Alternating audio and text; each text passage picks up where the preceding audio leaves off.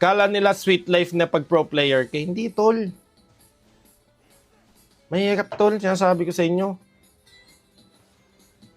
Mas lalo na ngayon, tol, napakawalang kwenta ng MDL, min. Yung champion ng MDL ngayon, asan? Watak-watak, pinagbibili sa ibang bansa. OFW na. Yeah! Di ba? Kasi eto pa,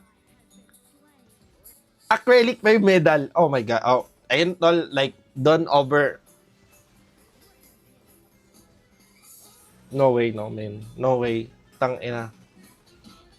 Ay, below the belt. Ayun yung pinaka below the belt. Ayun yung pinaka below the belt. Isipin mo yung tol, acrylic medal mo, champion ka.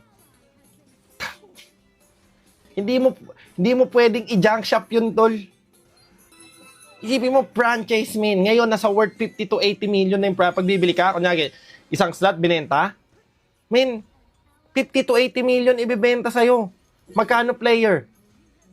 Tangin na yung mga player ngayon, OP, man, overpriced. 3 million. 1 million, 2 million. Tapos nag-champion ka, acrylic medal. God! Ayun yung pinakamasakit doon, guys.